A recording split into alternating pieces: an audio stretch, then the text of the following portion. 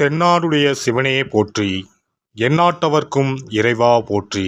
அனைத்து தமிழ் உள்ளங்களுக்கும் கனிவான வணக்கங்கள். நிகழும் ஸ்ரீ மங்களகரமான குரோதி ஆண்டு ஆகஸ்ட் மாதம் 17ஆம் தேதி சனிக்கிழமை அன்று பூராடம் நட்சத்திரத்தில் திரையோதசி திதியில் பிரீத்தி நாமயோகத்தில் கௌளவம் கர்ணத்தில் சித்த யோகத்தில் சனி மகா பிரதோஷம் கூடிய நன்னாளில் இந்த மகத்தான ஆவணி மாதம் பிறக்கிறது. ஆவணி மாத கிரக நிலைகளை பார்க்கும் போது ரிஷபராசியில் குரு பகவானும் செவ்வாய் பகவானும், கடக ராசியில் புதன் பகவானும், சிம்ம ராசியில் சூரிய பகவானும் சுக்கிர பகவானும் உள்ளனர். கன்னி ராசியில் கேது பகவானின் சஞ்சாரம் உள்ளது.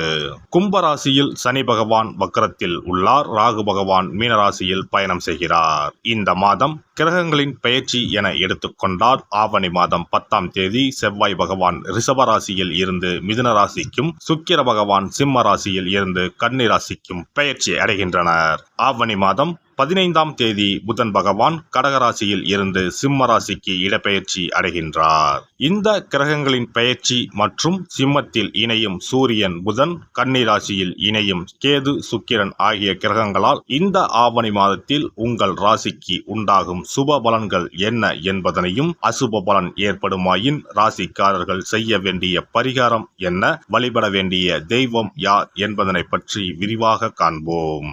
உங்கள் வாழ்வில் வளமும் நலமும் செல்வ செழிப்பும் பெற்று வாழ்வில் உயரிய நிலையை அடைய எல்லாம் வல்ல எம்பெருமானை வேண்டி விரும்பி கேட்டுக்கொள்கிறேன்.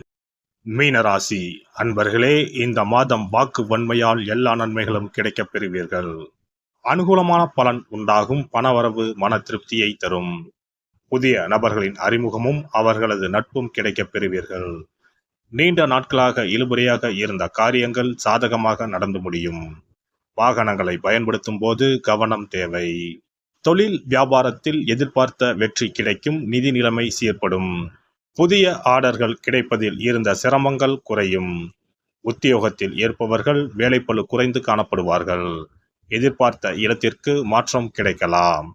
குடும்பத்தில் ஒற்றுமை உண்டாகும். கணவன் மனைவிக்கு இடையே இருந்த இறுக்கமான சூழ்நிலை நீங்கி மகிழ்ச்சி உண்டாகும். பிள்ளைகளால் இருந்த மன வருத்தம் நீங்கி அவர்களுடன் சந்தோஷமாக வெளியே சென்று வருவீர்கள்.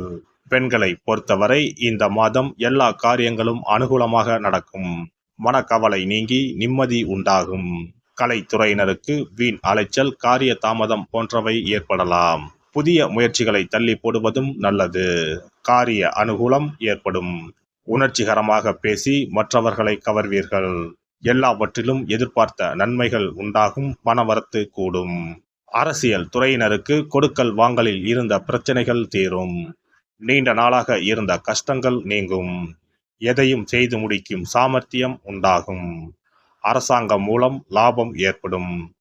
வெளியூர் அல்லது வெளிநாட்டு பயணம் சாதகமாக இருக்கும். மாணவர்களுக்கு கல்வியில் முன்னேற்றம் காண முழு மூச்சுடன் செயல்படுவீர்கள். நட்சத்திர பலன்கள் பூரட்டாதி 1ஆம் பாதம். இந்த மாதம் குடும்பத்திற்கு தேவையான பொருட்கள் வாங்குவதன் மூலம் செலவுகள் உண்டாகும். சகோதரர்கள் மூலம் உதவிகள் கிடைக்கும். உறவினர்கள் வருகை இருக்கும். பிள்ளைகளிடம் அனுசரணையாக நடந்து கொள்வது நன்மை தரும். உத்திரட்டாதி நட்சத்திரம். இந்த மாதம் துணிச்சலுடன் ஈடுபட்டு காரிய வெற்றி காண்பீர்கள். பணவரத்து திருப்தி தரும். வாக்குவாதத்தை தவிர்ப்பது நன்மையை தரும். எதிலும் மிகவும் கவனமாக ஈடுபடுவது நல்லது. பிள்ளைகள் பற்றிய கவலை நீங்கும். உடல் ஆரோக்கியம் உண்டாகும். ரேவதி நட்சத்திரம். இந்த மாதம் வீண் மனக்குழப்பம் ஏற்பட்டு நீங்கும். மற்றவர்களுக்கு உதவ போய் வீண் பிரச்சனைகளில் சிக்கிக் கொள்ளலாம். திடீர் கோபம் ஏற்படும். தேவையற்ற வீண் செலவுகளும் உண்டாகும். ஆன்மீக நாட்டம் ஏற்படும். தொழில் வியாபாரம் தொடர்பான காரியங்களில் இழுபறியான நிலை காணப்படும். உத்தியோகத்தில் இருப்பவர்களுக்கு கூடுதல் பணிச்சுமையும் வீண் அலைச்சலும் உண்டாகும். சிவபெருமானை வணங்கி வர எல்லா காரியங்களும் நல்லபடியாக நடக்கும். குடும்பத்தில் இருந்த பிரச்சனைகள் தீரும். சிறப்பு பரிகாரம். சொந்த வீடு அமைவதற்கு ஆன்மீக பரிகாரம்.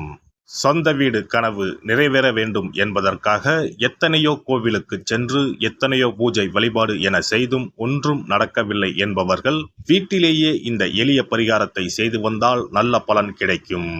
எளிமையான இந்த 2 பரிகாரங்களை செய்து வந்தால் விரைவில் சொந்த வீடு யோகம் அமையும்.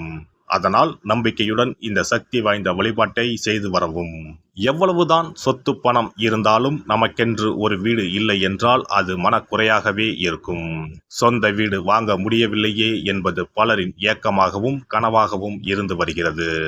சொந்த வீடு வாங்க வேண்டும், வாங்கிய இடத்தில் விரைவில் வீடு கட்ட வேண்டும், ஏற்கனவே துவங்கியிருந்த வீட்டின் பணிகளை பணப்பற்றாக்குறையால் கட்டி முடிக்க முடியவில்லையே என்ற கவலையில் இருப்பவர்கள் ஏராளம். இப்படிப்பட்டவர்கள் வீட்டிலேயே எளிமையான 2 பரிகாரங்களை தொடர்ந்து செய்து வந்தாலே போதும். சொந்த வீடு வாங்க வேண்டும் என்று நினைப்பவர்கள், அதற்கான முயற்சியில் ஈடுபட்டிருப்பவர்கள் ஒரு சிறிய அகல் விளக்கில் விளக்கெண்ணெய் ஊற்றி தீபம் ஏற்ற வேண்டும். மகா விஷ்ணுவின் அவதாரங்களில் ஒன்றான வாமனரை மனதில் நினைத்து சொந்த வீடு அமைய வேண்டும் என்று பிரார்த்தனை செய்து கொண்டு மாதந்தோறும் வரும் திருவோண நட்சத்திரத்தன்று வீட்டின் அக்னி மூலையான தென்மேற்கு மூலையில் இந்த விளக்கை ஏற்றி வைக்க வேண்டும். அக்னி திசை என்பது மண்ணுக்குரிய திசையாகும். அதாவது அங்காரகன் எனப்படும் செவ்வாய் பகவானுக்கு உரிய திசை இதுவாகும். 3 அடி மண் கேட்டு 3 உலகையும் அளந்தவர் வாமனன். அதனால் அவரை நினைத்து பால் பாயசம் நிவேதனமாக படைத்து வழிபட்டு வந்தால் விரைவில் சொந்த வீடு யோகம் அமையும். மற்றொரு பரிகாரமாக வீட்டில் பயன்படுத்தும் காமாட்சி விளக்கு அல்லது கஜலட்சுமி விளக்கு அல்லது வழக்கமாக பயன்படுத்தும் ஏதாவது ஒரு விளக்கை எடுத்துக்கொள்ளுங்கள். விளக்கை சுத்தம் செய்து மஞ்சள் குங்குமம் வைத்து வாசனை மிகுந்த வெள்ளை நிற பூக்கள் சாற்றுங்கள். பிறகு 5 ரூபாய் நாணயத்தை விளக்கிற்குள் போட்டு நெய் அல்லது எண்ணெய் ஊற்றுங்கள். ஒரு சிறிய தட்டின் மத்தியில் மஞ்சள் குங்கும பொட்டு வைத்து அதன் மீது 5 ரூபாய் நாணயத்தை வைத்து நாம் ஏற்கனவே தயார் செய்த விளக்கை இதில் வைத்து விளக்கினை ஏற்ற வேண்டும்.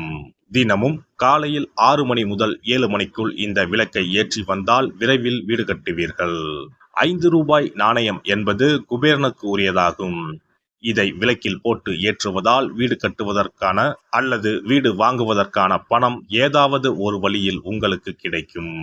காலை 6 மணி முதல் 7 மணி வரையிலான நேரம் என்பது ஞாயிற்றுக்கிழமையில் சூரியன், திங்கள் கிழமையில் சந்திரன், செவ்வாய்க்கிழமையில் செவ்வாய், புதன் கிழமையில் புதன், வியாழக்கிழமையில் குரு, வெள்ளிக்கிழமையில் சுக்கிரன், சனிக்கிழமையில் சனி என நவக்கிரகங்களில் பாவ கிரகங்களான ராகு கேதுவை தவிர்த்து மற்ற 7 கிரகங்களையும் குறிக்கும் ஹோரை நேரமாகும். இந்த நேரத்தில் விளக்கு ஏற்றுவதால் நவக்கிரகங்களின் அருள் கிடைத்து பூமி யோகம் உண்டாகும். எந்த ஒரு பரிகாரம் என்றாலும் மனதில் முழு நம்பிக்கையோடும் இறைவனை உறுதியாக வேண்டி வழிபாடு செய்தால் மட்டுமே பலன் தரும். எளிமையான இந்த பரிகாரத்தை தொடர்ந்து செய்து பயன் பெறுங்கள். எல்லாம் வல்ல இறையருளால் நீங்களும் உங்கள் அன்பு குடும்பமும் உடல் நலம், நீலாயுள், நிறை செல்வம், உயர் புகழ், மெய்ஞானம் ஓங்கி வாழ்க வளமுடன். இந்த வீடியோ பதிவு உங்களுக்கு பிடித்திருந்தால் லைக் பண்ணுங்க, கமெண்ட் பண்ணுங்க, ஷேர் பண்ணுங்க, மறக்காம சப்ஸ்கிரைப் பண்ணுங்க, பக்கத்துல இருக்கிற பெல் பட்டனை கிளிக் பண்ணுங்க. நன்றி, வணக்கம். ஓம் நமச்சிவாய, சிவாய நம.